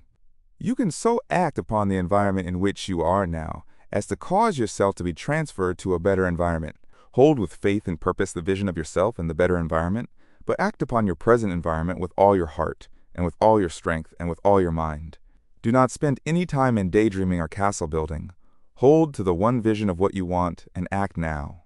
Do not cast about seeking some new thing to do, or some strange, unusual, or remarkable action to perform as a first step toward getting rich. It is probable that your actions, at least for some time to come, will be those you have been performing for some time past, but you are to begin now to perform these actions in a certain way, which will surely make you rich. If you are engaged in some business, and feel that it is not the right one for you, do not wait until you get into the right business before you begin to act. Do not feel discouraged, or sit down and lament because you are misplaced. No man was ever so misplaced but that he could find the right place, and no man ever became so involved in the wrong business but that he could get into the right business. Hold the vision of yourself in the right business with the purpose to get into it, and the faith that you will get into it and are getting into it, but ACT in your present business. Use your present business as the means of getting a better one, and use your present environment as the means of getting into a better one. Your vision of the right business, if held with faith and purpose, will cause the Supreme to move the right business toward you, and your action, if performed in a certain way, will cause you to move toward the business. If you are an employee or a wage earner and feel that you must change places in order to get what you want, do not project your thought into space and rely upon it to get you another job. It will probably fail to do so. Hold the vision of yourself in the job you want, while you ACT with faith and purpose on the job you have, and you will certainly get the job you want. Your vision and faith will set the creative force in motion to bring it toward you, and your action will cause the forces in your own environment to move you toward the place you want. In closing this chapter, we will add another statement to our syllabus. There is a thinking stuff from which all things are made, and which, in its original state, permeates, penetrates, and fills the interspaces of the universe. A thought, in this substance, produces the thing that is imaged by the thought. Man can form things in his thought, and, by impressing his thoughts upon formless substance, can cause the thing he thinks about to be created. In order to do this, man must pass from the competitive to the creative mind. He must form a clear mental picture of the things he wants, and hold this picture in his thoughts with the fixed purpose to get what he wants, and the unwavering faith that he does get what he wants, closing his mind to all that may tend to shake his purpose, dim his vision, or quench his faith. That he may receive what he wants when it comes, man must act now upon the people and things in his present environment. Chapter 12. Efficient Action. You must use your thought as directed in previous chapters, and begin to do what you can do where you are. And you must do ALL that you can do where you are. You can advance only by being larger than your present place, and no man is larger than his present place who leaves undone any of the work pertaining to that place. The world is advanced only by those who more than fill their present places. If no man quite filled his present place, you can see that there must be a going backward in everything. Those who do not quite fill their present places are a dead weight upon society, government, commerce, and industry. They must be carried along by others at a great expense. The progress of the world is retarded only by those who do not fill the places they are holding. They belong to a former age and a lower stage or plane of life, and their tendency is toward degeneration. No society could advance if every man was smaller than his place. Social evolution is guided by the law of physical and mental evolution. In the animal world, evolution is caused by excess of life. When an organism has more life than can be expressed in the functions of its own plane, it develops the organs of a higher plane, and a new species is originated. There never would have been new species had there not been organisms which more than filled their places. The law is exactly the same for you. Your getting rich depends upon your applying this principle to your own affairs. Every day is either a successful day or a day of failure, and it is the successful days which get you what you want. If every day is a failure, you can never get rich, while if every day is a success, you cannot fail to get rich. If there is something that may be done today, and you do not do it, you have failed insofar as that thing is concerned, and the consequences may be more disastrous than you imagine. You cannot foresee the results of even the most trivial act. You do not know the workings of all the forces that have been set moving in your behalf. Much may be depending on your doing some simple act. It may be the very thing which is to open the door of opportunity to very great possibilities. You can never know all the combinations which Supreme Intelligence is making for you in the world of things and of human affairs. Your neglect or failure to do some small thing may cause a long delay in getting what you want. Do every day ALL that can be done that day. There is, however, a limitation or qualification of the above that you must take into account. You are not to overwork, nor to rush blindly into your business in the effort to do the greatest possible number of things in the shortest possible time. You are not to try to do tomorrow's work today, nor to do a week's work in a day. It is really not the number of things you do, but the efficiency of each separate action that counts. Every act is, in itself, either a success or a failure. Every act is, in itself, either effective or inefficient. Every inefficient act is a failure, and if you spend your life in doing inefficient acts, your whole life will be a failure. The more things you do, the worse for you, if all your acts are inefficient ones. On the other hand, every efficient act is a success in itself, and if every act of your life is an efficient one, your whole life must be a success. The cause of failure is doing too many things in an inefficient manner, and not doing enough things in an efficient manner. You will see that it is a self-evident proposition that if you do not do any inefficient acts, and if you do a sufficient number of efficient acts, you will become rich. If, now, it is possible for you to make each act an efficient one, you see again that the getting of riches is reduced to an exact science, like mathematics. The matter turns, then, on the question whether you can make each separate act a success in itself. And this you can certainly do. You can make each act a success because all power is working with you, and all power cannot fail. Power is at your service, and to make each act efficient, you have only to put power into it. Every action is either strong or weak, and when everyone is strong, you are acting in a certain way which will make you rich. Every act can be made strong and efficient by holding your vision while you are doing it, and putting the whole power of your faith and purpose into it. It is at this point that the people fail who separate mental power from personal action. They use the power of mind in one place and at one time, and they act in another place and at another time. So their acts are not successful in themselves. Too many of them are inefficient. But if all power goes into every act, no matter how commonplace, every act will be a success in itself. And, as in the nature of things, every success opens the way to other successes, your progress toward what you want, and the progress of what you want toward you will become increasingly rapid. Remember that successful action is cumulative in its results. Since the desire for more life is inherent in all things, when a man begins to move toward larger life, more things attach themselves to him, and the influence of his desire is multiplied. Do, every day, all that you can do that day, and do each act in an efficient manner. In saying that you must hold your vision while you are doing each act, however trivial or commonplace, I do not mean to say that it is necessary at all times to see the vision distinctly to its smallest details. It should be the work of your leisure hours to use your imagination on the details of your vision and to contemplate them until they are firmly fixed upon your memory. If you wish speedy results, spend practically all your spare time in this practice. By continuous contemplation, you will get the picture of what you want, even to the smallest details, so firmly fixed upon your mind, and so completely transferred to the mind of formless substance, that in your working hours you need only to mentally refer to the picture to stimulate your faith and purpose, and cause your best effort to be put forth. Contemplate your picture in your leisure hours until your consciousness is so full of it that you can grasp it instantly. You will become so enthused with its bright promises that the mere thought of it will call forth the strongest energies of your whole being. Let us again repeat our syllabus, and by slightly changing the closing statements, bring it to the point we have now reached.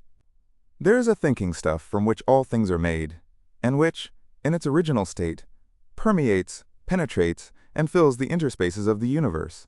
A thought, in this substance, produces the thing that is imaged by the thought. Man can form things in his thought, and, by impressing his thought upon formless substance, can cause the thing he thinks about to be created. In order to do this, man must pass from the competitive to the creative mind. He must form a clear mental picture of the things he wants, and do, with faith and purpose, all that can be done each day, doing each separate thing in an efficient manner. Chapter 13. Getting into the right business. Success in any particular business depends, for one thing, upon your possessing in a well-developed state the faculties required in that business. Without good musical faculty, no one can succeed as a teacher of music. Without well-developed mechanical faculties, no one can achieve great success in any of the mechanical trades.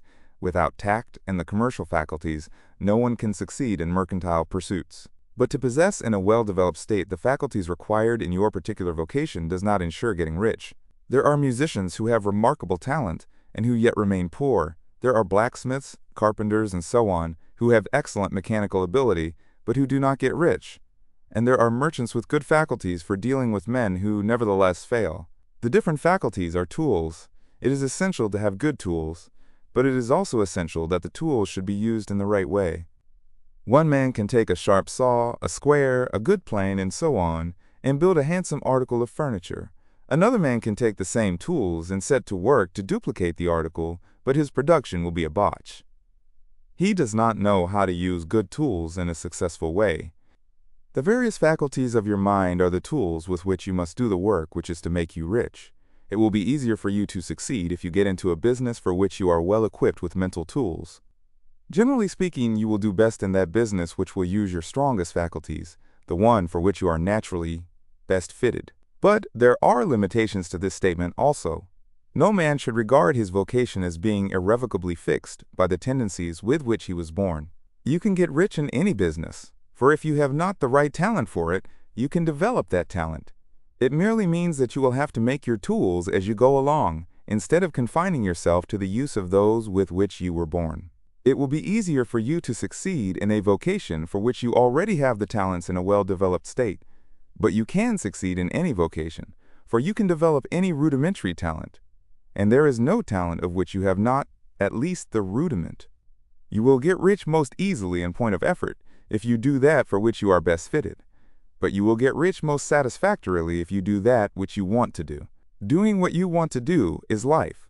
And there is no real satisfaction in living if we are compelled to be forever doing something which we do not like to do and can never do what we want to do. And it is certain that you can do what you want to do. The desire to do it is proof that you have within you the power which can do it. Desire is a manifestation of power. The desire to play music is the power which can play music seeking expression and development. The desire to invent mechanical devices is the mechanical talent seeking expression and development. Where there is no power, either developed or undeveloped, to do a thing, there is never any desire to do that thing. And where there is strong desire to do a thing, it is certain proof that the power to do it is strong, and only requires to be developed and applied in the right way. All things else being equal, it is best to select the business for which you have the best developed talent. But if you have a strong desire to engage in any particular line of work, you should select that work as the ultimate end at which you aim. You can do what you want to do, and it is your right and privilege to follow the business or avocation which will be most congenial and pleasant. You are not obliged to do what you do not like to do, and should not do it except as a means to bring you to the doing of the thing you want to do. If there are past mistakes whose consequences have placed you in an undesirable business or environment, you may be obliged for some time to do what you do not like to do, but you can make the doing of it pleasant by knowing that it is making it possible for you to come to the doing of what you want to do. If you feel that you are not in the right vocation, do not act too hastily in trying to get into another one. The best way, generally, to change business or environment is by growth. Do not be afraid to make a sudden and radical change if the opportunity is presented, and you feel after careful consideration that it is the right opportunity. But never take sudden or radical action when you are in doubt as to the wisdom of doing so. There is never any hurry on the creative plane, and there is no lack of opportunity. When you get out of the competitive mind, you will understand that you never need to act hastily. No one else is going to beat you to the thing you want to do. There is enough for all. If one place is taken, another and a better one will be opened for you a little farther on. There is plenty of time. When you are in doubt, wait. Fall back on the contemplation of your vision and increase your faith and purpose. And by all means, in times of doubt and indecision, cultivate gratitude. A day or two spent in contemplating the vision of what you want and in earnest thanksgiving that you are getting it will bring your mind into such close relationship with the Supreme that you will make no mistake when you do act. There is a mind which knows all there is to know, and you can come into close unity with this mind by faith and the purpose to advance in life if you have deep gratitude. Mistakes come from acting hastily, or from acting in fear or doubt, or in forgetfulness of the right motive, which is more life to all and less to none. As you go on in a certain way, opportunities will come to you in increasing number, and you will need to be very steady in your faith and purpose, and to keep in close touch with the All-Mind by reverent gratitude. Do all that you can do in a perfect manner every day, but do it without haste, worry, or fear. Go as fast as you can, but never hurry. Remember that in the moment you begin to hurry, you cease to be a creator and become a competitor. You drop back upon the old plane again. Whenever you find yourself hurrying, call a halt. Fix your attention on the mental image of the thing you want, and begin to give thanks that you are getting it.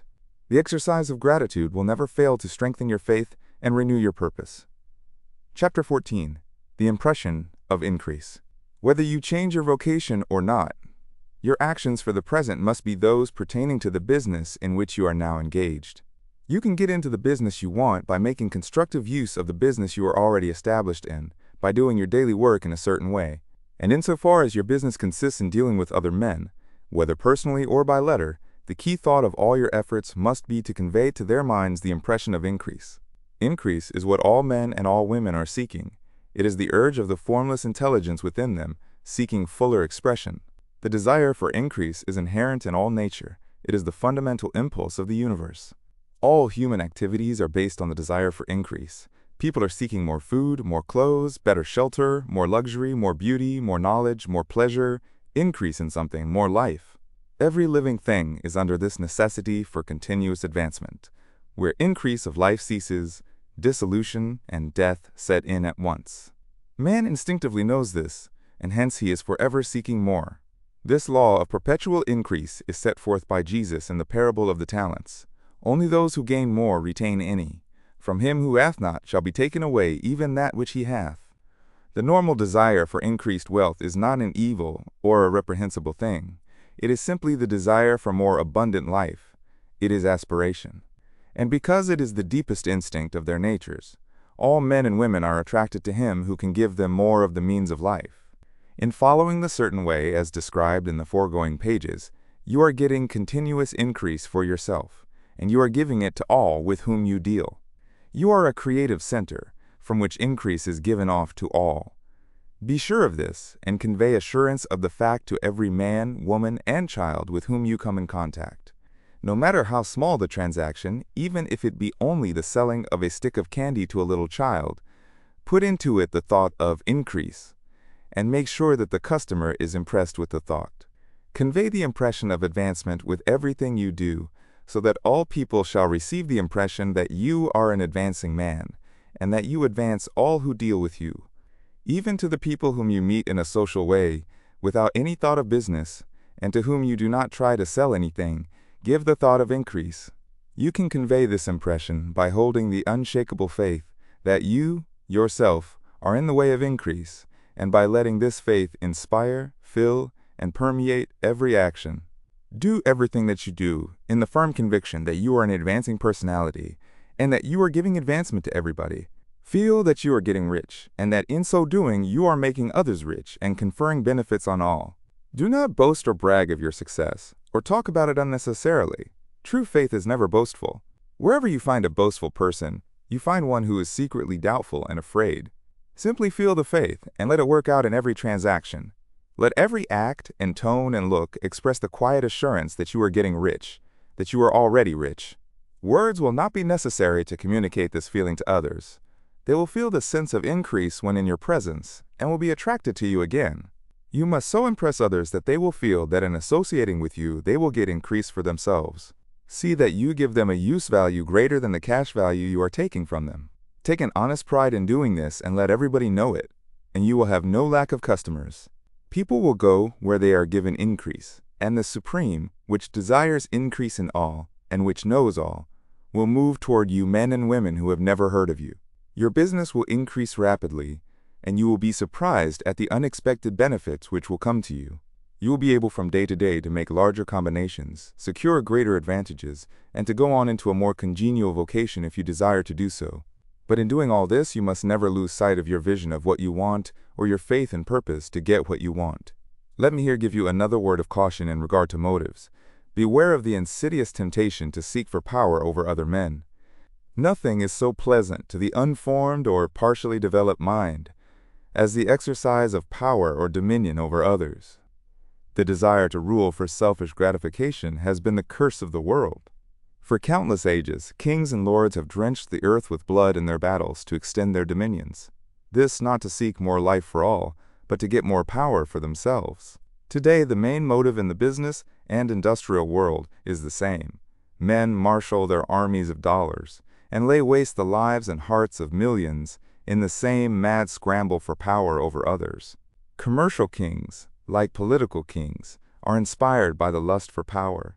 Jesus saw in this desire for mastery the moving impulse of that evil world he sought to overthrow. Read the 23rd chapter of Matthew and see how he pictures the lust of the Pharisees to be called master, to sit in the high places, to domineer over others, and to lay burdens on the backs of the less fortunate. And note how he compares this lust for dominion with the brotherly seeking for the common good to which he calls his disciples. Look out for the temptation to seek for authority, to become a master, to be considered as one who is above the common herd, to impress others by lavish display, and so on. The mind that seeks for mastery over others is the competitive mind, and the competitive mind is not the creative one. In order to master your environment and your destiny, it is not at all necessary that you should rule over your fellow men, and indeed, when you fall into the world's struggle for the high places, you begin to be conquered by fate and environment, and your getting rich becomes a matter of chance and speculation. Beware of the competitive mind. No better statement of the principle of creative action can be formulated than the favorite declaration of the late Golden Rule Jones of Toledo: "What I want for myself, I want for everybody." Chapter 15. The Advancing Man. What I have said in the last chapter applies as well to the professional man and the wage earner as to the man who is engaged in mercantile business. No matter whether you are a physician, a teacher, or a clergyman, if you can give increase of life to others and make them sensible of the fact, they will be attracted to you and you will get rich. The physician who holds the vision of himself as a great and successful healer and who works toward the complete realization of that vision with faith and purpose, as described in former chapters, will come into such close touch with the source of life that he will be phenomenally successful. Patients will come to him in throngs. No one has a greater opportunity to carry into effect the teachings of this book than the practitioner of medicine. It does not matter to which of the various schools he may belong, for the principle of healing is common to all of them and may be reached by all alike. The advancing man in medicine, who holds to a clear mental image of himself as successful, and who obeys the laws of faith, purpose, and gratitude, will cure every curable case he undertakes, no matter what remedies he may use. In the field of religion, the world cries out for the clergyman who can teach his hearers the true science of abundant life. He who masters the details of the science of getting rich, together with the allied sciences of being well, of being great, and of winning love, and who teaches these details from the pulpit, will never lack for a congregation. This is the gospel that the world needs. It will give increase of life, and men will hear it gladly, and will give liberal support to the man who brings it to them. What is now needed is a demonstration of the science of life from the pulpit. We want preachers who can not only tell us how, but who, in their own persons, will show us how. We need the preacher who will himself be rich, healthy, great, and beloved, to teach us how to attain to these things, and when he comes, he will find a numerous and loyal following. The same is true of the teacher, who can inspire the children with the faith and purpose of the advancing life. He will never be out of a job, and any teacher who has this faith and purpose can give it to his pupils. He cannot help giving it to them if it is part of his own life and practice. What is true of the teacher, preacher, and physician is true of the lawyer, dentist, real estate man, insurance agent, of everybody. The combined mental and personal action I have described is infallible. It cannot fail. Every man and woman who follows these instructions steadily, perseveringly, and to the letter will get rich. The law of the increase of life is as mathematically certain in its operation as the law of gravitation. Getting rich is an exact science. The wage earner will find this as true of his case as of any of the others mentioned. Do not feel that you have no chance to get rich because you are working where there is no visible opportunity for advancement, where wages are small and the cost of living high. Form your clear mental vision of what you want and begin to act with faith and purpose. Do all the work you can do every day, and do each piece of work in a perfectly successful manner. Put the power of success and the purpose to get rich into everything that you do. But do not do this merely with the idea of currying favor with your employer, in the hope that he, or those above you, will see your good work and advance you. It is not likely that they will do so. The man who is merely a good workman, filling his place to the very best of his ability, and satisfied with that, is valuable to his employer, and it is not to the employer's interest to promote him. He is worth more where he is. To secure advancement, something more is necessary than to be too large for your place. The man who is certain to advance is the one who is too big for his place, and who has a clear concept of what he wants to be, who knows that he can become what he wants to be, and who is determined to be what he wants to be. Do not try to more than fill your present place with a view to pleasing your employer. Do it with the idea of advancing yourself. Hold the faith and purpose of increase during work hours, after work hours, and before work hours. Hold it in such a way that every person who comes in contact with you, whether foreman, fellow workman, or social acquaintance, will feel the power of purpose radiating from you, so that everyone will get the sense of advancement and increase from you. Men will be attracted to you, and if there is no possibility for advancement in your present job, you will very soon see an opportunity to take another job. There is a power which never fails to present opportunity to the advancing man who is moving in obedience to law. God cannot help helping you if you act in a certain way. He must do so in order to help himself. There is nothing in your circumstances or in the industrial situation that can keep you down. If you cannot get rich working for the Steel Trust, you can get rich on a 10-acre farm, and if you begin to move in a certain way, you will certainly escape from the clutches of the Steel Trust and get on to the farm or wherever else you wish to be.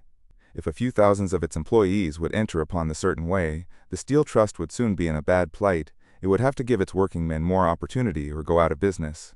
Nobody has to work for a trust. The trusts can keep men in so-called hopeless conditions only so long as there are men who are too ignorant to know of the science of getting rich or too intellectually slothful to practice it. Begin this way of thinking and acting, and your faith and purpose will make you quick to see any opportunity to better your condition. Such opportunities will speedily come, for the Supreme, working in all, and working for you, will bring them before you. Do not wait for an opportunity to be all that you want to be. When an opportunity to be more than you are now is presented, and you feel impelled toward it, take it. It will be the first step toward a greater opportunity.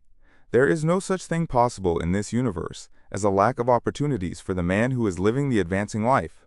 It is inherent in the constitution of the cosmos that all things shall be for him and work together for his good, and he must certainly get rich if he acts and thinks in a certain way. So let wage-earning men and women study this book with great care, and enter with confidence upon the course of action it prescribes. It will not fail. Chapter 16. Some cautions and concluding observations. Many people will scoff at the idea that there is an exact science of getting rich. Holding the impression that the supply of wealth is limited, they will insist that social and governmental institutions must be changed before even any considerable number of people can acquire a competence. But this is not true. It is true that existing governments keep the masses in poverty, but this is because the masses do not think and act in a certain way. If the masses begin to move forward as suggested in this book, neither governments nor industrial systems can check them. All systems must be modified to accommodate the forward movement. If the people have the advancing mind, have the faith that they can become rich, and move forward with the fixed purpose to become rich, nothing can possibly keep them in poverty. Individuals may enter upon the certain way at any time and under any government, and make themselves rich, and when any considerable number of individuals do so under any government, they will cause the system to be so modified as to open the way for others. The more men who get rich on the competitive plane, the worse for others. The more who get rich on the creative plane, the better for others. The economic salvation of the masses can only be accomplished by getting a large number of people to practice the scientific method set down in this book and become rich. These will show others the way and inspire them with a desire for real life, with the faith that it can be attained, and with the purpose to attain it. For the present, however, it is enough to know that neither the government under which you live, nor the capitalistic or competitive system of industry can keep you from getting rich. When you enter upon the creative plane of thought, you will rise above all these things and become a citizen of another kingdom. But remember that your thought must be held upon the creative plane. You are never for an instant to be betrayed into regarding the supply as limited or into acting on the moral level of competition. Whenever you do fall into old ways of thought, correct yourself instantly, for when you are in the competitive mind, you have lost the cooperation of the mind of the whole. Do not spend any time in planning as to how you will meet possible emergencies in the future, except as the necessary policies may affect your actions today. You are concerned with doing today's work in a perfectly successful manner, and not with emergencies which may arise tomorrow. You can attend to them as they come.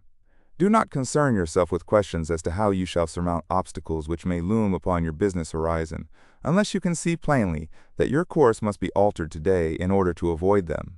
No matter how tremendous an obstruction may appear at a distance, you will find that if you go on in the certain way, it will disappear as you approach it, or that a way over, through, or around it will appear.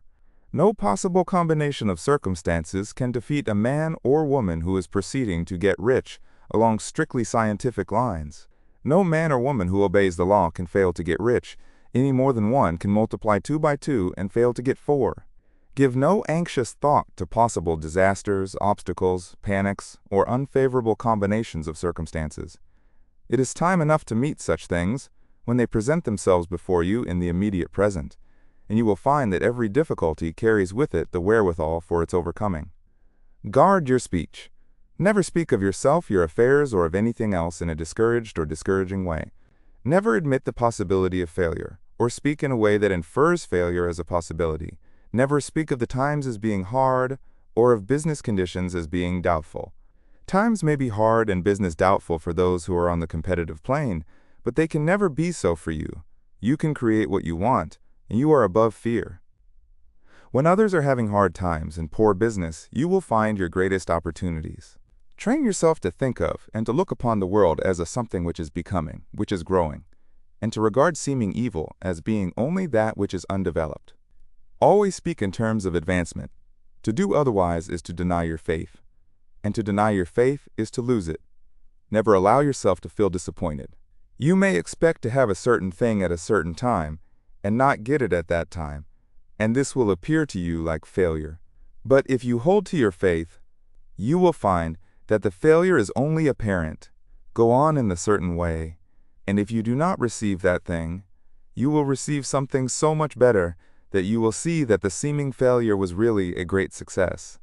A student of this science had set his mind on making a certain business combination which seemed to him at the time to be very desirable, and he worked for some weeks to bring it about.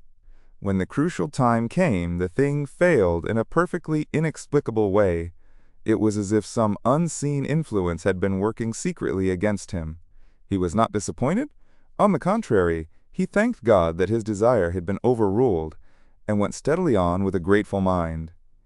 In a few weeks, an opportunity so much better came his way that he would not have made the first deal on any account, and he saw that a mind which knew more than he knew had prevented him from losing the greater good by entangling himself with the lesser. That is the way every seeming failure will work out for you if you keep your faith, hold to your purpose, have gratitude, and do, every day, all that can be done that day, doing each separate act in a successful manner. When you make a failure, it is because you have not asked for enough. Keep on, and a larger thing than you were seeking will certainly come to you. Remember this: you will not fail because you lack the necessary talent to do what you wish to do. If you go on as I have directed, you will develop all the talent that is necessary to the doing of your work. It is not within the scope of this book to deal with the science of cultivating talent, but it is as certain and simple as the process of getting rich. However, do not hesitate or waver for fear that when you come to any certain place, you will fail for lack of ability. Keep right on, and when you come to that place, the ability will be furnished to you. The same source of ability which enabled the untaught Lincoln to do the greatest work in government ever accomplished by a single man is open to you.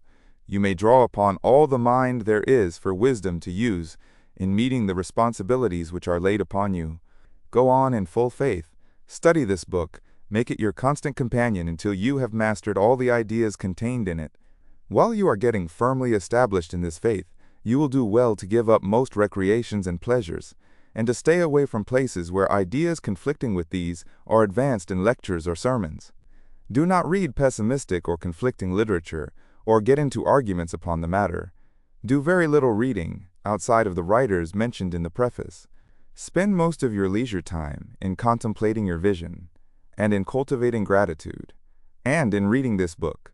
It contains all you need to know of the science of getting rich, and you will find all the essentials summed up in the following chapter, Chapter 17. Summary of the Science of Getting Rich.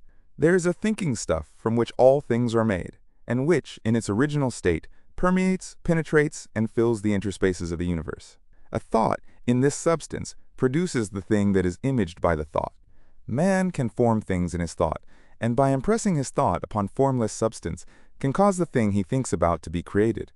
In order to do this, man must pass from the competitive to the creative mind.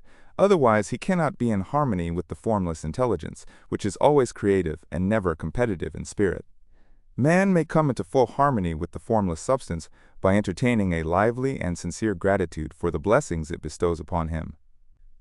Gratitude unifies the mind of man with the intelligence of substance so that man's thoughts are received by the formless.